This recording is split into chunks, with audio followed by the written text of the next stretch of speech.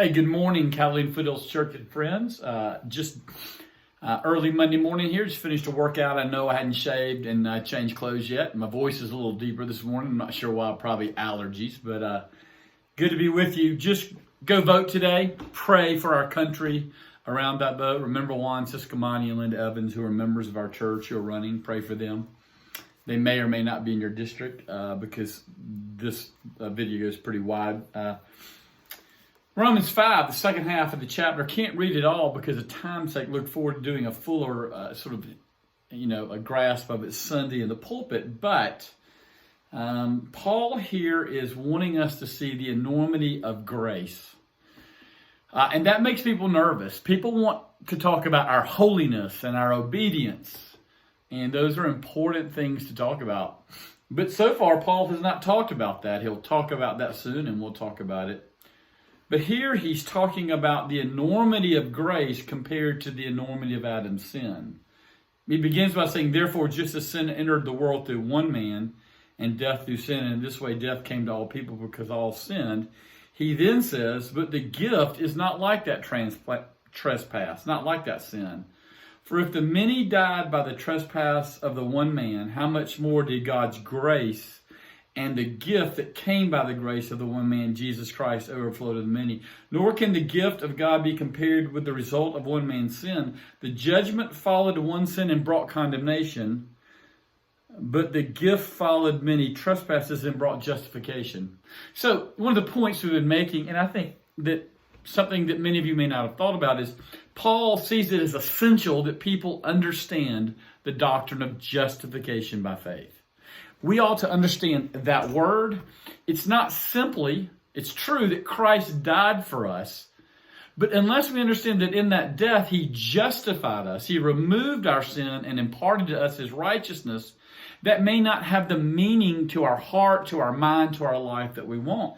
And that's what Paul is arguing here, is that this trespass that came through Adam and was passed on to us had great impact, but the grace of God and the majesty of that grace, the power of that grace, is to be celebrated. For if by the trespass of the one man, death reigned through that one man, how much more, this is Paul's point, how much more will those who receive God's abundant provision of grace and the gift of righteousness, that's justification, right? And the gift of righteousness in life, reign in life through that one man, Jesus Christ.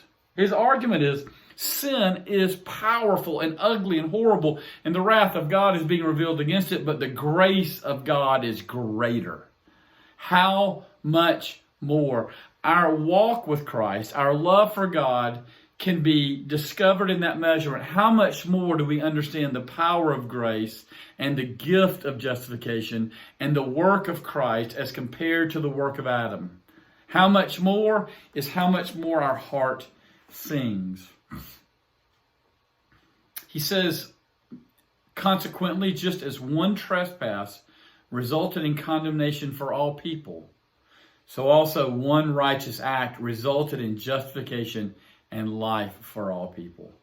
For just as through the disobedience of the one man, the many were made sinners, so also through the disobedience of the one man, the many will be raised righteous. The gift is not like the trespass because it's greater.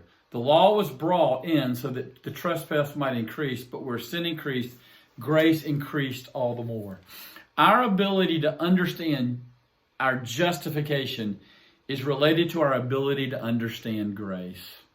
Again, let me challenge those of you stuck in doubt, stuck in shame. Are you looking to Christ or are you looking to yourself? Are you still convinced that you can fix it, that you can be better, that Christ is simply an add-on, like an app on your phone that makes your phone better? Are you convinced that Christ is your only hope? That even a transformed life is not your hope. Your hope is that Christ himself has overcome the work of Adam. And in his grace, that justification and that gift of grace is our only hope. Friends, grace is the message of the Bible. That God himself is reconciling men to himself, not that we're reconciling ourselves to us. And that change, that how much more is the path we want to walk as those who are in Christ. Have a great Tuesday. I look forward to being with you. Have a great day. We'll talk to you soon.